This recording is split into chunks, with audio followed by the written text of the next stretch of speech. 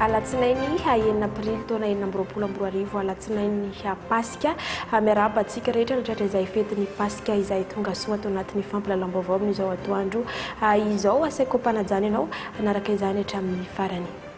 Indroary ireo lohatenim-baovao.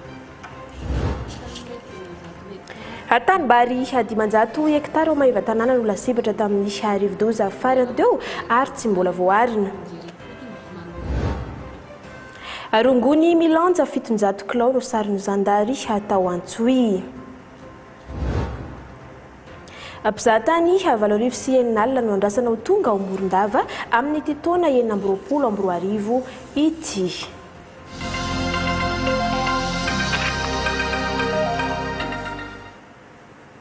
Araka ny fanambara tamin'ny lohateny teo dia anisany lasibatra tamin'izay fandalovan'ny rivo-doza farany teo zay ny tany mahiva tanàna Tanimbary dimanjato hektara teo eo no tena voamafy ary tsy mbola voarina ny takaitra navelany hatramin'izao. Ny rivo-doza fitimo no tena nandravarava tany an-toerana ka nampitondra faisana ireo mpamboly atao amin'ny komuna ambanivohitra Ambaladia ny antsiprian'izay entiny Zara nampiandrazana.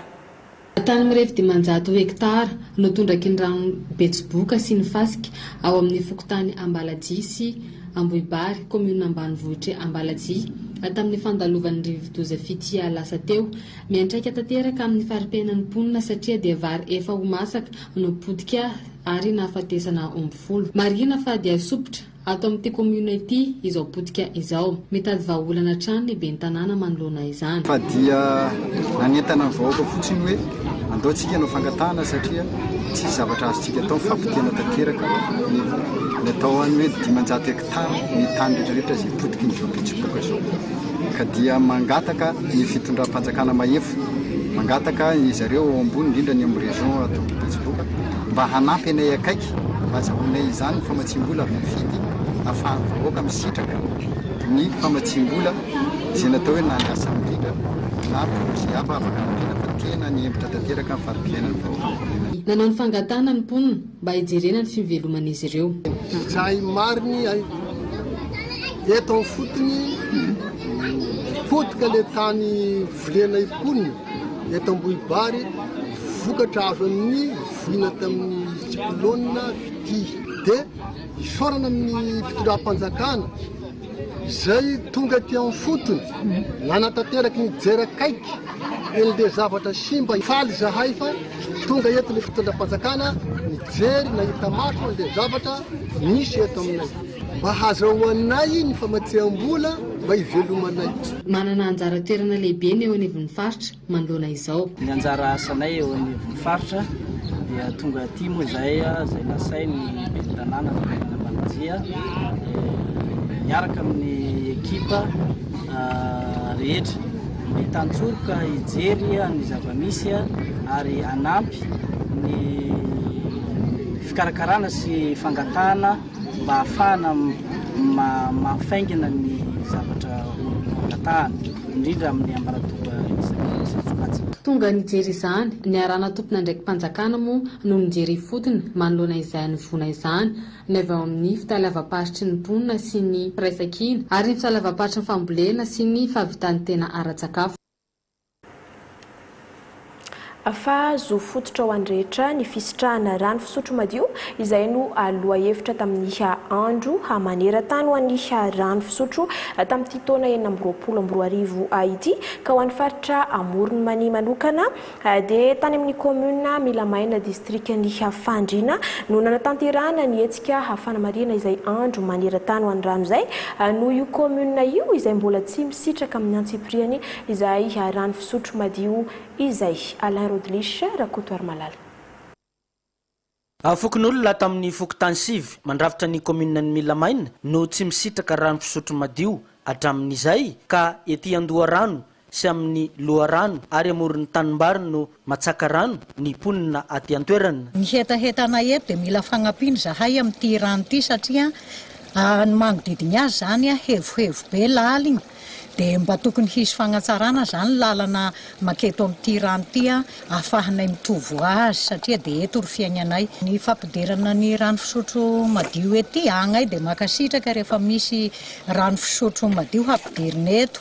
Nanamafy io zava-misy ananimponina andavanandro io ny ben'ny tanàna ny komina ny Milamaina ka nangataka tamin'ny ministeran'ny rano sy ny fidiovana ary fanadiovana sy ireo mpiara-mombonantoka misahana ny rano ahafahan'ny vahoaka misitraka izany fotodrafitrasan'ny rano fisotro madio eto amin'ny komina ny Milamaina izany. Faniriana dia ny mba hisitrahana an'izany fototra izany satria dia ambara ihany koa fa anisan'ny azo lazaina hoe zone rouge na faritra mena amin'ny aretina villageoise ny olona eto amin'ny fakanan'ny rano eny andoha rano ny fanasana lamba eny amin'ny moron-drano ka dia fahintohan-draharaha amin'ny zavatra tadiavan'ny olona eto izany hisitraka ny rano fisotro madio izany.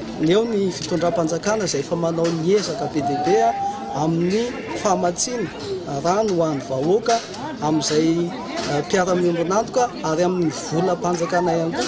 Misy ny tetikasa izay hamatsiana rano fisotro madio an'ity communauté dia ny vahoaka zany amin'ny afara dia hiezaka andray ny andraikitra ny tsirairay mba hampaharitra izany atao hoe famatsiana rano zany ary sitraka amin'ny fotoana maritra izay zofototra ananan'izay. Nanamafy teto ny mpiara-mombonantoka fa havonina hamatsy rano ny vahoaka eto amin'ny komina ny Milamaina ary tondra ny anjara birikiny amin'ny hametrahana fotodrafitrasa tsy ela eto anivon'ity komina ity raha nanamafy ny fiara-miasa amin'ny fampisitrahana zany rano fisotro madio zany ny solotena ny faritra Amoromani sy ny assistant parlementaire ny solombavamboaka ny Madagasikara vita ato amin'ny distrika ny Fandrina ka ny komina ny Milamaina ato amin'ny distrika ny Fandrina no nanamariany ny fitalevaparitry ny rano fidiovana ary fanadiovana ato Amoromani ny andro maneran-tany ho an'ny rano tamin'ity taona 2020 ity izay no tanterahana tamin'ny 7 ny volana avril raha ny 12 marsa ny fanamarena izany isan-taona.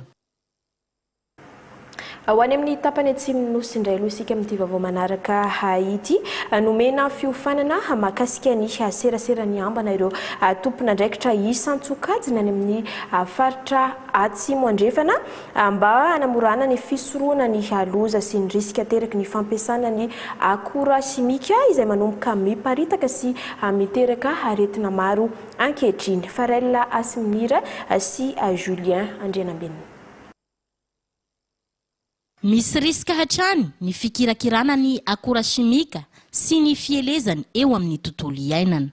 Ny tahan'izay risika izay dia mety ho avo fa ihany koa mety tsy ho hita taratra ety am-boalohany, zany hoe hisoko miadana raha niandrana sy fanadiadiana nataon'ireo manam-pahaizana. Midika izany fa eo hatrany ny loza arasimika. Mba hahafahan'ireo departemanta isan-tsokajiny eto amin'ny faritra atsimo andrefana hanamafy ny serasera sy hampita hafatra ho fisorohana sy ho fiarovantena amin'ny loza teraky ny fampiasana ny akora simika izay no anton'ity fiofanana mahakasika ny communication sur les risques chimiques teto toliara ity. Isy ny fanaranay maso zany hoe tanterahiny nahazo an'ilay fiofanana vea ny fahaiza-manao momba ny fiarovana ny olona sy ny tontolo iainana amin'ny fiparitahany akora simika eto amin'ny faritra atsimo andrefana.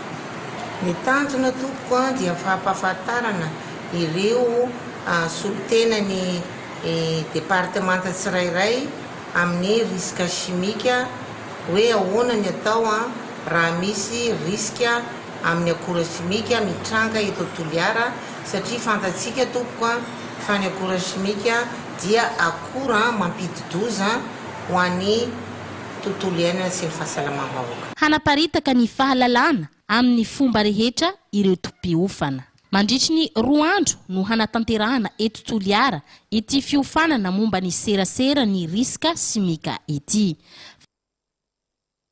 Vaovao mifandraika amin'izay ihany fa ifantoka kokoa amin'ny resaka fiarovana ny tontolo iainana fokontany 7 atao anatin'ny distrikta Ambatondrazaka sy Amparafaravola no nanaova ny Sered fanadiadiana mahakasika ny fandinina ny fivoarany toe-piainan'ny mponina ary ny fiantraikan'ny faritra arovana eo amin'ny fiarahamonina eny amin'ny tontolo ambanivohitra izay miara-miasa amin'ny tetikasa betsaka ity ka teo anatrehana ireo tompona ndraiky mpanjakana no nanatanterahana izay famaranana izay izay miora vatosoa sy fetranarindra samy manana.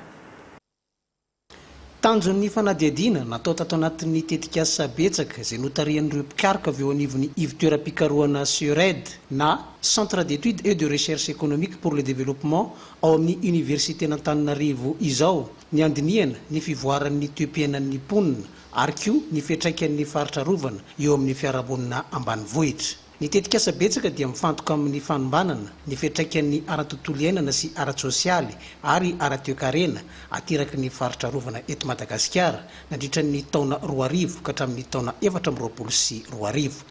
Momba ny faritra loatra manokana moa zany dia hita zany fa raha amin'ny fiainana andavanandro zany dia ohatra azo lazaina zao hoe mbola tena miankina tanteraka amin'ny fambolena vary, ny fotom-pivelomana sy ny ataontsika hoe revenu na ny vola iainan'ny tantsaha zany amin'ny andavanandro. Manaraka an'izany dia ny fambolena dia mbola somary atao mampiasa angady zany hoe mbola somary ny fomba nentim-paharazana zany ampiasain'ny tantsaha. Dia ny vokatra anankiray koa dia hita zany fa niena ny vokatra. Ny antony tena mampiaina zany vokatra zany dia tsy fahampitany rano izay manondraka an'ireo tanimbary ireo ary misy fiantraikany manokana mivantana koa zany fiarovany toetrandro izay miankina amin'ny fahampitehan'ny tontolo iainana. Zava-baovao entin'ny tetikasa ny fampidirana ny siansa ara-toekarena manampy fomba fijery vaovao sy fanombanana entitra amin'ny lohahevitra efa noadidin'ny siansa momba ny tontolo iainana. Fandiniana mitambatra mampifandray ny fiantraikan'ny ara-tontolo iainana sy ny fiantraikan'ny ara-tsosialy sy ara-toekarena ary ny famakafakana ireo antony mamaritra ny fahombiazan'ny faritra rovana ahitanana ny fitantanana, ny famatsim-bola ary ny fomba fiasa. Lafim-baovao hafa kosa nodorana ireo rongony ana Jamala milanja 700 kilao sarony zandary tany amin'ny avondry Toby paritra Antsoy taorian'ny velam-pandrika nataon'izy ireo nandritra ny 3 volana Everaldo Herniaina. Ankoatrany ady amin'ny asandahalo dia eo ihany koa ny famongorana ny fiparitahana zava-mahadomelina ataon'ny zandarmeria pirenena hametrahana ny fandriam-pahalemana maharitra atao amin'ny faritra Sofia. Ho any Antsoy manokana dia nahitam-boka ny velam-pandrika napetraka ny vondrotopatry ny zandarmeria pirenena aty an-toerana amin'ny ady amin'ny zava-mahadomelina ka rongony milanja 700 km no sarona nandritra ny 3 volana voalohany tamin'ity taona 2024 ity izay vokatry ny fiara-miasa amin'ny fokon'olona sy ny loharanom-baovao matotra izay azo. Nodorana avy hatrany teo anatrehany ny mpitondra fanjakana aty an-toerana ireto rongony ireto. Milanja eo amin'ny 700 km eo milanja ny rongony tratra io izy moa volantsika androany io atao anatin'ny io zany vokatra atao anatin'ny 3 volana voalohany ny taona 2024 sy 2000 ka isaorana ny olona rehetra nanome ny loharanom-baovao natratrarana an'izao vokatra zao fa tsy mety ataontsika ny ady amin'ny faritany zava-mahadomelina fa izany dia anisany manentana trano ny avy amin'ny zandarmeria pirenena mba tsy hisalasala ny toroka raha misy ny tranga mampiahiahy fa tazomina ho tsembaratelo izany mba hahafana mamogotra hatramin'ny fakana ny tambazotra ny ity zava-mahadomelina ity. Raha izay ny tao Antsoy dia trateky ny miaramila avy ao amin'ny bataillon d'infanterie Ambatondrazaka atao Andilamena ny lehilahy iray nitondra rongony 730 kilao rongony izay saika hoentina any amin'ny distrikana Ampara Faravola ka loharanom-baovao avy tamin'olona tsara sitrapo no nahatratrarana azy io halanto Pascaline sy Jocelyn Razavindrakoto ary Ertina Ambintso. Taoriny Rodobe fanavaozana ny fandriam-pahalemana mitety commune natao tatenivy ny distrikana Andilamena iny dia nisady ny vokatra azo sapaitanana teo amin'ny fiovana ara-toetsaina ka nahatratrarana ireto rongony milanja 730 kilao ireto tamin'ny alalan'ny filazam-baovao nataona olona tsara sitrapo no niaingany ny fandraisana andraikitra avy hatrany nataony ny taonivo ny bataillon d'infanterie Ambatondrazaka ka lehilahy iray antsoina hoe Randriany Aina Jean-Marc avy any amin'ny commune Ambotrarivo ity sary natao amin'ny fokotany Antsiradava ity fantatra ary fanalaina tany amin'ny commune Ampataka amin'ny Maroreny distrikana Mandritsara ireto rongony ireto ary saika hoentina any Amparamanina distrika ny Amparafaravola. Manoloana an'izay moa dia saorana manokana ireo izay nanome loharanom-baovao izay ataoko hoe olona tanatin'ireny olona namonjy an'ilay fanavaozana fandriampahalemana azafady dia eto amin'ny commune Ambonivohitra ny Andilamena.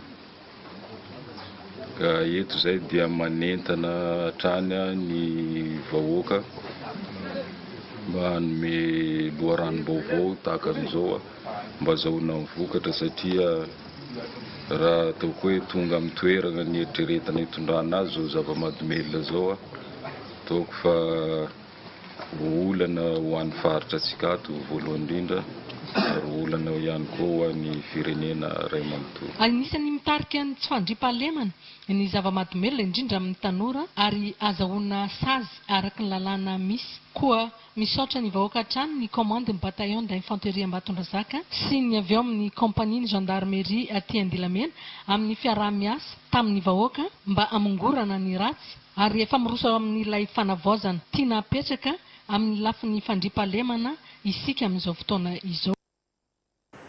Afa ny sesisesy ihany koa tato ato ny famoahana eo ambany fanevana ny solo drapeau ho an'ireo miaramila izay navita fiofanana nandritra ny volana vitsivitsy izay efa nisy ihany nentina tamintsika teto amin'ny vaovao an-tsara fa ho arahantsika indray ny vaovao momba izay. Tovolahy zazavao antokotaona 2024 tsipika 2 miisa enipolo naseho ambany faneva teto amin'ny kompania voalohany bataillon infanterie Manakara raha navita fiofanana ara-miaramila nandritra ny 3 volana izy ireo. Manomboka izao tafiditra ao anatin'ny fianakaviam-ben'ny tafika malagasy ireto miaramila ireto hanao ny asa fanompoana hanamafy ny fianjanam-pirenena amin'ny fiarovana ny vahoaka sy ny fananany. Nitolorana laram-boninahitra première classe ireo enina menjika voalohany tamin'ny fiofanana. Tapitra fiofanana izay dia handray ny asa miaramila azy amin'izay izy ireo manomboka izao dia ny fanompoam-pirenena. Tsy janona fotsiny eto Manakara izy ireo fa hiparitaka iraky ny olona dimy misy ato amin'ny bateau infanterie Manakara.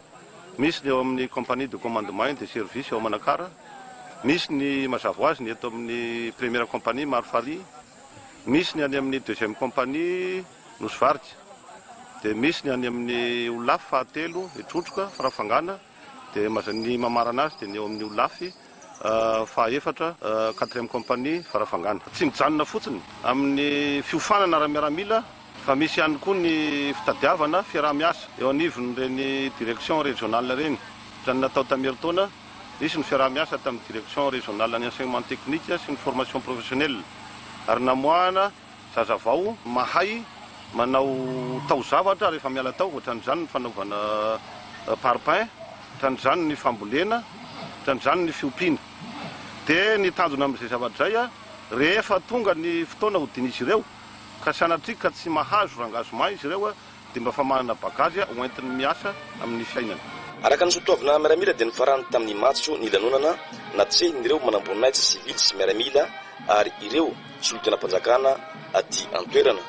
7 miralahy ireo miaramila naseho teo ambany faneva andriany faharoa tokotona 2024 rehefa navita fiofanana fototra nandritra ny 3 volana ka natolotra teo ambany faneva amin'ny bataillon infanterie Tsirono Mandidy miloko fotsy, mena, maitso, misy ranom-bolamena ny sisiny.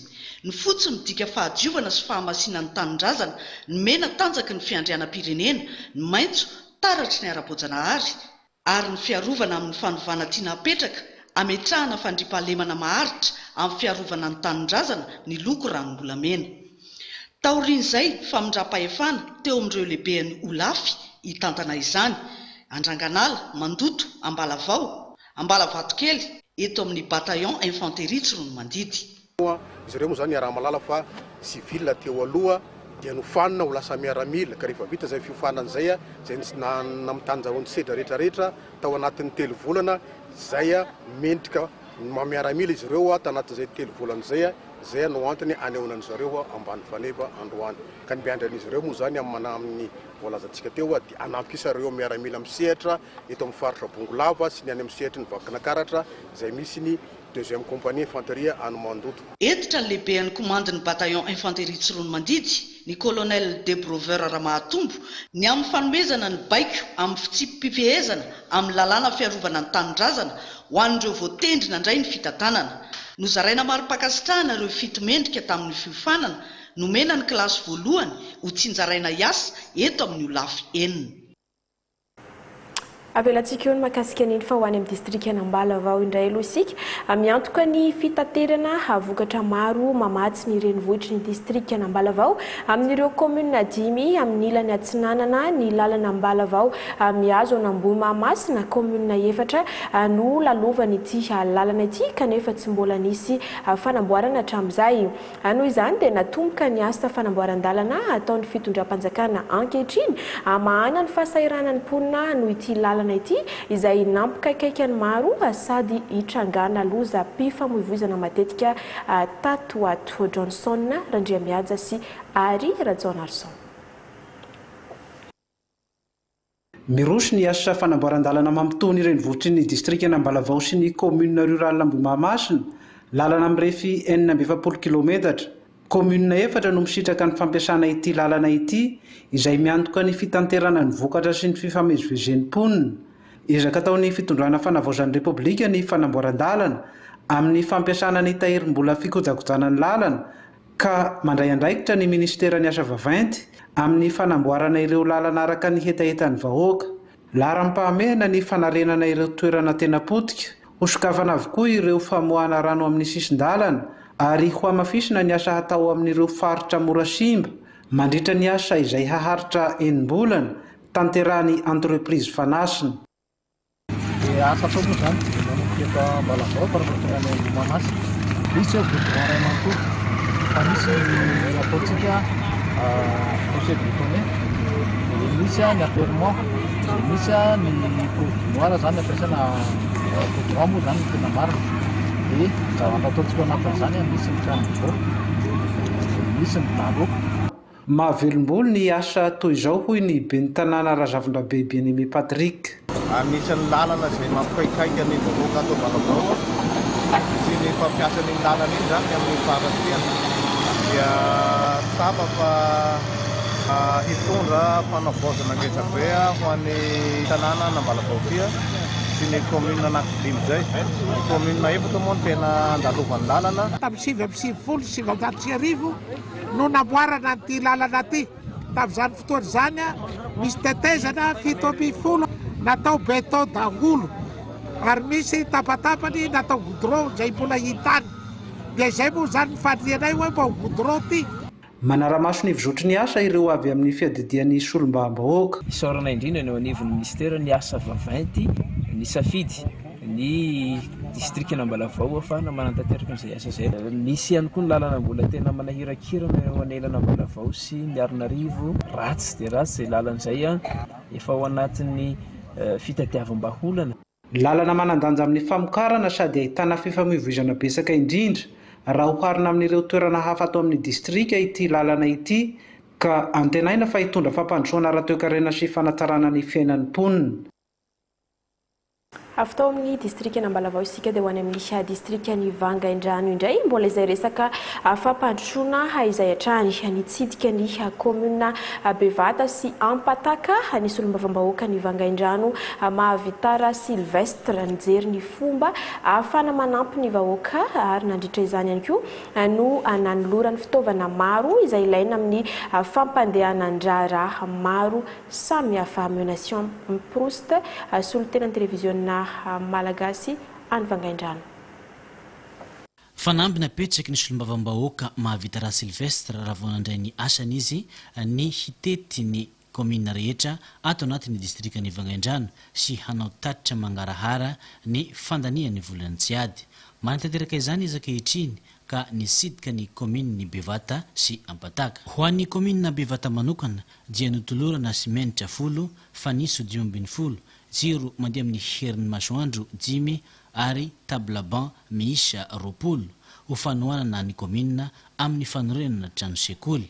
Raha vita izany izy malasa teo ny asa bosikosa dia nisidika ny commune Ampataka ity délégation ity ka nanomeny anjaran'izy ireo ihany koa. Raha sika malala fa yahay député araka nazavaiko tame radio loratrongy igny managny azara vola indesigny mampandroso e commune tsiraikiraiky aby vola kidikidy avao izy io vizy vao mahasokatry vao mahasoky ekidy indesy magnety da anareo apataka eto zany tsy diso anjara am'zany ka ho agnatin'izany enagnomezanay tôle roapolo ome ciment anareo folo ome lampadaire anareo fito ome madrier folo ome table banc 40 misy 16 da misy table maître avao koa gnao ho an'ny isika ordinateur zany commune mba ahafahanareo magnano gny état civil nareo amin'ny asakany sy andavany sy vitan'ny ordinateur avao fa asiasika imprimante raiky avao koa miaraka aminazy.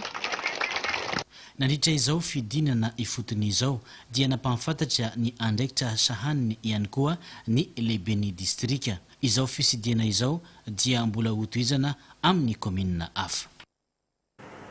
Zay ny taremin'ny faritra Atsimo-Atsinanana vao any faritra Fitovinany kosa dia mijery ny maha-olona trany any amin'ny faritra Fitovinany ny fikambanana FCRA mpanao asa soa efa maro ny ezaka fanampiana ny mpiarabelona izay efa nataon'izy ireo ankoatr'izay dia nanolotra trano an'ireo niarambohina tamin'ny trano nitranga tao amin'ny commune Lokomby tapany atsimo ny distrika ny Manakara ny FCRA trano semi-dur tafo no fanampiana nomena azy ireo amin'izao fotoana izao dia miaina amin'ny trano fonenana vaovao ireo fianakaviana lasibatra tamin'izay aitrano izay Dozité Malala sy Eric Didier. Kaskanay teto mizay namezana ny raha teto dia misy tokoa tagna lahelo da tena nalahelo satria sy amoro moa zay verentana kanefa lahavo izay fagnomezana zay fanjakana zay ambony magnampy anay amin'izay alahelonay zay dia nisava izy makasitraka tompoko fa faly da tena faly tokoa ahay zao ato navita n'ity fanakasara ty mba ilovan'ny zafy ilovananaka. Trano semidira 10 tafo sy trano be iray no naory ny fikambanana FCRA mpanao asa soa eto amin'ny commune ny Lokomby distrikany Manakara ho an'ireo niarambohina vokatry ny aitrano ny volana septambra taona 2024 lasa iny. Izao fanamboarana trano fonenana vaovao zao dia fitsonjovana ny maha-olona. Tonga tato zahay tena marary be mihitsy fonay satria tsika zany amin'ny mpiavana zany rahalahy dia nanome promesse zahay hoe tsy maintsy amboarinay tranonareo ity dia zao hitanareo trano tsara zao avy amin'ny namantsika karana zay teraka ty Madagasikara satria zahay zany mahatsapa hoe fianakaviana raiky tsika ary manana fitiavana sy fahalahina aty amin'ny tanindrazana. Misokatra amin'ny rehetra ny fiara-miasa eo anivy ny faritra Fitovinany ho fitadiavana ny tombotsoa ny mponina. Ny vahoaka eto angatsiatsika fehizayany ity tanàna vaovao ity.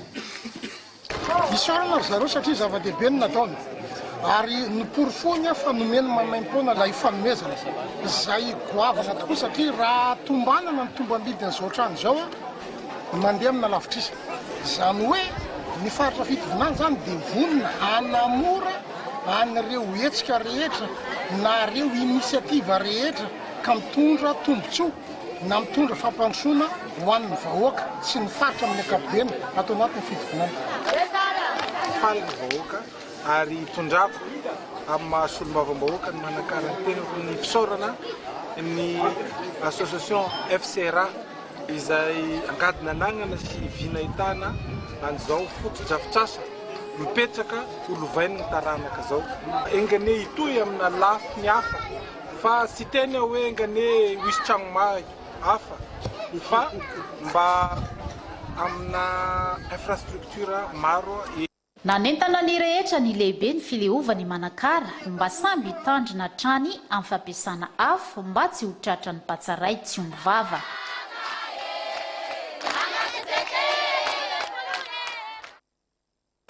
Mivadika lafim-baovao hafa tanteraka isika mpitsidika valarivo sy enin'alina eo no vinavinaina ho tonga any amin'ny faritra Menabe amin'ity taona 2024 ity raha ny eo amin'ny lafiny fizahantany no resahana. Fantatra izany nandritra ny fakakevitra natao ny voalohany volana Aprily lasa teo tany Morondava-Lemana tovindrainy Berisy Bona Rashid. Avon fizahantany no resahana dia tsy afa-misaraka aminy ny lalana sy ny fitaterana. Anisan'ny tapaka tao amin'ny fakakevitra ny arahana tamin'ireo vondron'olona samihafa ao anatin'ny fizahantany ny fanamboaran-dalana mialohan'ny fisokafan'ny fizahantany ny taona 2024. Hanamboarana malalaka tao ampiasana 2024 atao anatin'ny faritra Menabe amin'izany resaka fizahantany zany. Nivohitra tamin'izany fanamboarana ny lalana satria anisan'ny karazana sakana anankiray ny lalantsika atao amin'ny tapany avaratra na ny metanana moa andriato lehibe développement gendarmerie tamin'izany misy koa ny programme ny ministère izay efa noeritreretina hiarah-miasa amin'ireo vondron'olona ifotony fanaovana an'izay fanamboaran-dalana izay. Noho ny toe-draharaha nisy teto amin'ny firenena ny taona 2024 tsy tratra ny tanjona 20 isanjato nefa azo lazaina fa nahazo taha miabo ny fizahantany tato amin'ny faritra Menabe. Miabo izany hoe teo amin'ny 4 isanjato taux de croissance 4% zany raha vinavinaina 20 isanjato fa noho ny izay contexte politique misy teto amin'ny firenena moa dia tsy tratra araka ny tokony hoe izy mitazona kanefa tsy dia misy impact ratsy be loatra taty amin'ny fizahantany taty amin'ny faritra reny toe-javatra misy reny mbola miabo ny fisorotan'ireo mpizahantany mitsidika amin'ny faritra Menabe raha vinavina ho anty tao pitsidiana taona 2026 dia eo amin'ny 20 isanjato eo moa zany fisonitra zay dia eo amin'ny 68 000 valeur sy enin'alina eo any vinavina amin'ity taona ty ohatratrarina amin'ireo mpitsidika ny faritra Menabe. Marina moa fa ifanome tanana ny avy ao amin'ny gendarmerie pirenena ny polisy pirenena sy ny fizahantany. Toy ny tamin'ny taondasa dia nandray anjara tamin'ity hetsika ara-koltoraly andian'ny 720 izay nokarakarain'ny firenena saodiana any Arabia Saodita ity indray. Ireo tanora malagasy any an-toerana manana trano eva manokana nentina nampahafantarana mahakasika ny Madagasikara amin'ny ankapobeny sy ireo zava-misy ato anatiny mba ahasarika mpizahantany aty amintsika Aurelia Rafringy. Fanindrony izao no nandray anjara amin'ny hetsika ara-koltoraly karakarain'ny firenena saodiana eto Arabia Saodita ireto tanora malagasy. Tsy fandraisana anjara fa fandraisana anjara fotsiny fa nitondra hafatra lalina momba ny fisokafana, ny firahalahiana ary ny famirapiratany kolotsaina entiny Madagasikara ho amin'izao tontolo izao avy any Arabia Saodita. Misy ny trano eva manokana ho an'i Madagasikara nampiratiana sy nanehoana ireo vokatra malagasy. Ireo tanora izay hitantsika eto moa zany miprezante ny Madagasikara amin'ireo tompo-tanàna eto Arabia Saodita ireo saodiana izany azavaina manomboka amin'ny voalohany aiza Madagasikara misy anazy tiriny ponina misy ao ahoana ny angezany manoloana n'ireo pays hafa miezaka mampafantatra ihany koa ny zavatra misy any amin'ilay toerana any Madagasikara zany mba hisariana n'ireo mpizahatany azavaina ny kolotsaina ny malagasy amin'ny lafin'ny kolotsaina mba anisany ahasarika ny olona hitsidika ny Madagasikara. Mifarana amin'ny alatsinainy fa 4 Aprily izao ity hetsika ara-kolotsaina andian'ny 720 karakarain'ny firenena saodiana ity manantena ireto tanora malagasy fa hisy akony eo amin'ny fampandrosoana ny Madagasikara izao fihetsika ataon'izy ireo izao. Mba ahafana manatanteraka ireo vina sy anatrarina ireo tanjona lehibe hijoroany fikambanana dia nanatanteraka fihaonam-be voalohany ny taona ny fikambanan-drazana fimaha foibe eto Madagasikara izay nataon'izy ireo tany Toliara Zeze Velomila.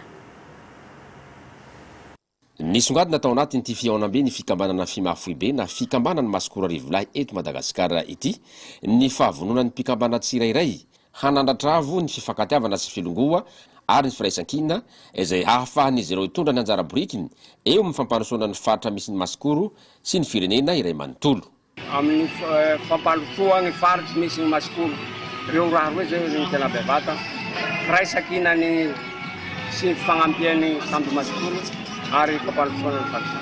Fimaha foibe dia tsy manao politika fa ny olo membre ao afaka manao politique fa tsy manao fanambarana politique hoe fimafy be dia manohana ny ano fimafy be dia miaraka amin'ny ano fa ny zanaky fima zay ao anatin'ny fitondram-panjakana dia tohagnany mivanta faharoa amin'izay miara-miasa amin'ny fanjakana hamafisitsika masikoro ny firaisan-kina hamafisitsika masikoro ny fieza hampandroso ny faritsy misy masikoro ary hamafisitsika ny fakatiava samy masikoro izay no hery hampandroso ny fikambaran-daratsy ary agnisan'ny faritsy moa manany mahizy azy faritsy misy masikoro dia agnisany fampandrosoa ny firenena satria tsy azo sarahana ny firenena ny masikoro fa ao agnatiny ireo vahoaka ao anatin'ny firenena malagasy.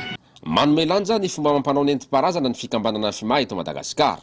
Nasehon'izy ireo tao anatin'ity fiaonam-by voalohany amin'ity taona 424 ity ny lilindraza mahamasikoro sy ny di hararavina gorodo izay mampiavaka ny foko masikoro. Iverina any amin'ny faritra atsimo atsinanana vetivety aloha isika iresaka lafiny sosialy tsy nanadino ireo voafonja sy ny hazazabeazana ao amin'ny akany semafa ny fikambanana Triangle du Nord monina ny farafangana amin'izao vanim-potoana ny pasika izao ka nanolotra vary amina gony hoentin'izy ireo mifety. Tahina Flavien. Toy ny fataon'ny fikambanana Triangle du Nord monina eto farafangana isa-taona rehefa akatoky ny pasika tahaka izao ny manampy ireo voafonja mba hifety tahaka ny olona rehetra izy ireto. Dia izay zany mahatonga izay avy eto satria agnatin'ny mpiara-belogna zany atsika agnatin'ny toerana ity mitsidiky mamangivangy ary mitondra izay zavatra kely koa zany voatsiramby tagnanay amin'izao akatoky ny andro Pâques izao sy ny fabetany izay Ramadany teto izay satria manana ezaka agnatin'izay zany ny fikambanana mba hiara ifaly hiara mamita izay zavatra izay hiara sy indrindra amin'izao Pâques ho avy hiara manao Pâques sambatra zany atsika rehetrarehetra tsy ankanavaka izay zany mahatonga ny fikambanana tonga eto. Hery lehibe ho anay izao hoy ny avy eto anivon'ny fonja ary mbola mangataka fiara-miasa hatrany ny tompony andraikitra eo anivon'ny fonja ny farafangana. Dia miarahaba avao azako efa goavabena aminay dia misy mpamangy satria zay tena fanafodiny ty fofafoza ty raha sy misy mpamangy da agnaty isany malahelo raha misy mpamangy da agnaty isany mbola olombelo zahay sy nandeha avao anareo lahatany nitondra ny raha manahiranay atoa sakafo lamba sy za misy maolombelo mangataka zay raha ohatra ka hoe misy azonareo atao ary agnatin'izy ity afaka miara-miasa zahay ty ary malalaka ny fampiresahana ty aminay. Tsy adinon'izy ireo ihany koa ny nanolotra fanampiana tamin'ny ex-sekoly semafa izay tobiany ireo zaza manana fahasembanana sy manatoetena varira. Ankizy tahaka ny rehetra izy reto hoy ny talempiahin'ny sekoly ary tombony ho azy ireo ny fisian'ny fanampiana mbola manentana ho an'izay malala-tanana hanampy azy ireo satria efa anjatony mahery izy reto no beazina ato. Mitoetrany kosa ny fanampiana ireo mpiray tanindrazana traboina ataon'ireo malala-tanana karazana fitaovana entina anarenana ny trano fonenana vary sy kojakoja fampiasa amin'ny fiainana andavanandro no voangona indray ary ho tsinjaraina amin'ireo faritra tena lasipatra tamin'ny fandalovany arivo-doza farany teo harantsika miaraka izay vaovao izay. Ny fiarametan'ny rehetra no antoko ny fahombiazana sy tonga ho azy ny nahasara ny fampidiram-bola tamin'ny kitapom-bolan'ny komina tamin'ny tamerim-bidy ho an'ny komina Manambondro tamin'ny tao-bitazana Jirofo 2024 lasainy fa vokatra ny fiara-miasa matitra teo amin'ny komina sy ny zandarmeri-pirenena ho fizovana ny taratasy-panjakana sy ho fakasitrahana ny ezaka vita no antony nanolorana izao faniso sy fasika izao fa efa antitra ny braony brigade ny zandarmeri-pirenena eto Manambondro fa indrindra ny tafo efa manomboka mitety hiary ny vahoaka sy ny fananana ny antom-pijeroa ny zandarmeri-pirenena ary hanakaiky ny vahoaka vonona amin'izany ny brigade ny Manambondro hanohy izay ezaka efa vita ary ho atsaraina amin'ity taona 2024 ity vokatry ny fiara-miasa matitra teo amin'ny mpitan'ny filamenana sy ny vahoaka nanaraka ny toromarika izay napetraka dia voafehy ny filamenana tamin'ny tao-pitazana Jirofo ny taona 2024 lasainy.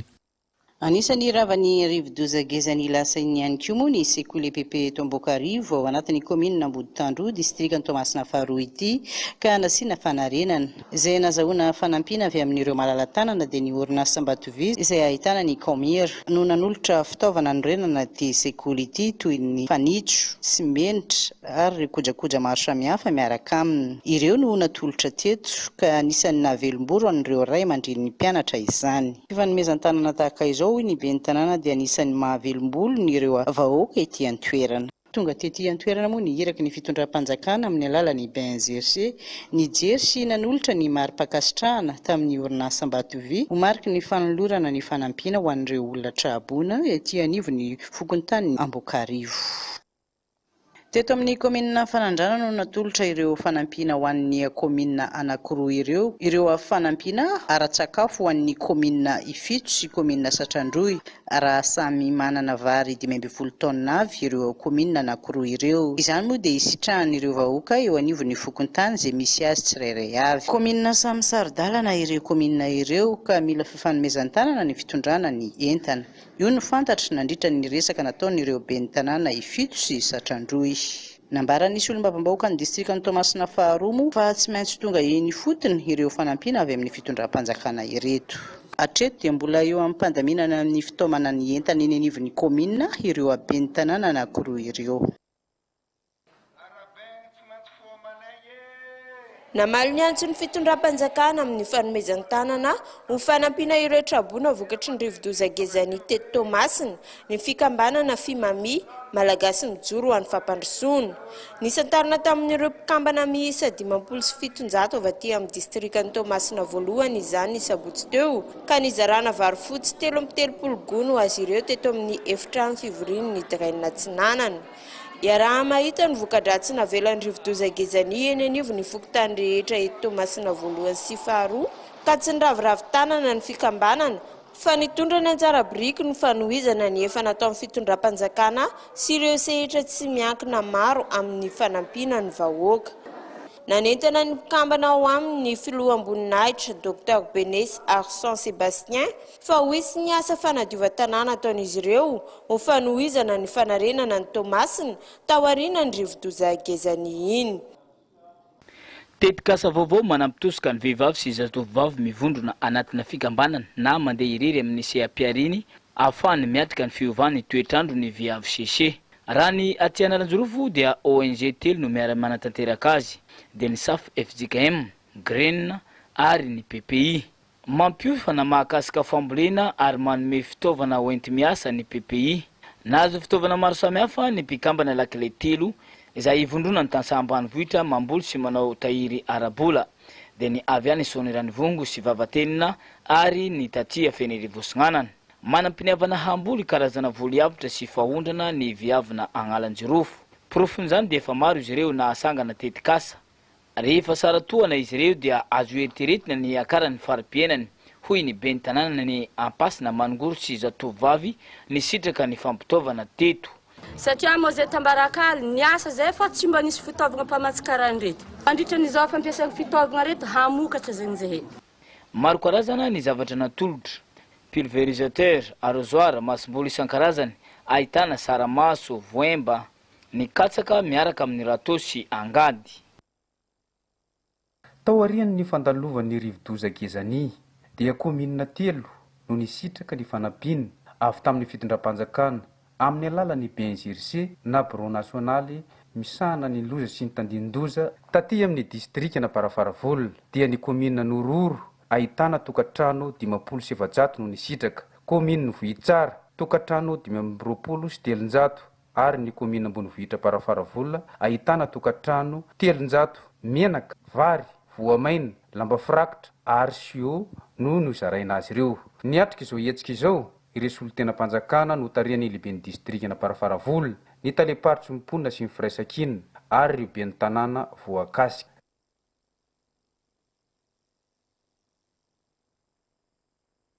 Miteraka olana eno anivon'ny fiarahamonina saika manerana ny vokotany na eto Toamasina voalohany na any amin'ny distriktan'ny Toamasina faharoa iny ny fakana listy ny anaran'olona omena fanampiana taorian'ny fandalovany ny rivodoza gezany iny. anisan'izany eto amin'ny fokotany Ambalamanasy commune Toamasina suburbaine ankehitriny. Etsy ankilany izay kosa fanakorontanana fiarahamonina noho ny ady seza no ataon'ireo andian'olona ireo hoy Modesta lefitry ny sefy fokotany ao an-toerana. Antenaina araka izany fa andraindraikitra manoloana n'izany toe-javatra izany mba tsy vadiny ho disadisam-piarahamonina ny fitondram-panjakana. Ankoatra ny toana vonjomaika ara-tsakafo azon'ireo mpampianatra sy ireo mpanabe ato amin'ny fari-padidia mpampianarana Toamasina faharoa mangataka ny mbajerena akaiky amin'ny lafiny toana arabola ihany koa izy ireo. Etaetan'izy ireo ihany koa ny mba andraisany subvention izay mbola tsy azony hatramin'izao. Marina itony fa efa niverina an-tsekoly amin'ny fanabeazana ny zana-bahoaka herinandro vitsivitsy lasa izay ireo mpampianatra aty Toamasina. Lafiny fanatanjahantena maranam-paranantsika ny fampalalam-baovao. Efa fantatra avokoa ireo atleta isolitena ny Brickaville hiatrika ny sport scolaire régional izay atao any 10 pointy ny 10 ny 12 aprily 2022. Marina fa tao Ampasimbeno natanterahana ny sport scolaire ho any Sisikoa ny Brickaville ka nanokatra izany tamin'ny fomba ofisialy ny talepatra ny fanabeaza Pirenena Emile Chosla.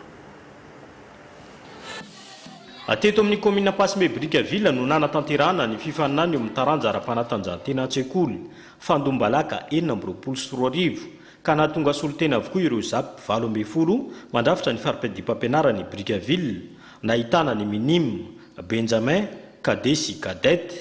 Lalao baolina kitra hazakazaka lavitraizaka 10 metatra ho an'ny zazalahy, 700 metatra ho an'ny zazavavy ary ny hazakazaka 100 metatra miampy saut à longueur sy lanceur de poids ireo no ny faninanan'ireo mpianatra. Ho an'ny taranja baolina kitra dia nirobahany Seozeny Brickaville ny amboary. Taty an-toerana ny talepatra ny fanabeazam-pirenena ty amin'ny faritra Atsinanana nanokatra izany tamin'ny fomba ofisialy. Raha vita ny sport scolaire sika keto mandritra ny 3 andro dia hoisy tompon-daka mivoaka veto. Dia ny tompon-daka mivoaka veto dia mandeha any 10 point. Avaratra ny Toamasina zany tanàna fisangasanganana mahafinaritra be. Ny daty dia avy taminary zareo responsable ny sport scolaire ato amin'ny direnina Atsinanana ihany koa nazahoana ny daty le 10, 11, 12 avril. Ankoatra izay dia nanolotra table banc misy 20 ho an'ny zapy n'Ampasimbe ny talepatra ny fanabeazam-pirenena Atsinanana ka nakasitraka ny ezaka vitan'ny fanjakana tamin'ny fanomezana table banc sy foto-drafitrasan'ny sekoly ny sonomavamboaka ny Brickaville Ravelona sy Barthélemy Samuel. Izy ity moa araka ny fiainantsika mirahalahy dia atolotra ho an'ny zapy n'Ampasimbe ny table banc 20. Taketo Andriamatoa Bentanana sy Andriamatoa Sefizapy dia anareo ny mahita ny fandamina fa ho atolotra anareo zany io table banc io. Tsy hoe akory io ny farany fa izy ny koran'ny direnina teo igny mbola santatra ambavarano manetsa be mbola ho avy.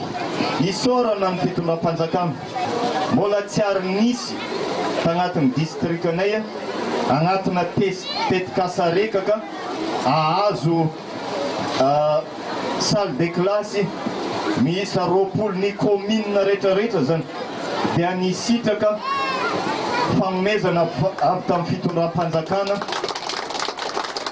amin'ny projet talim zany. Nisy ihany koa ny fampisehoana eo amin'ny sehatra ara-kolotsaina ny faninanana ireo mpianatra.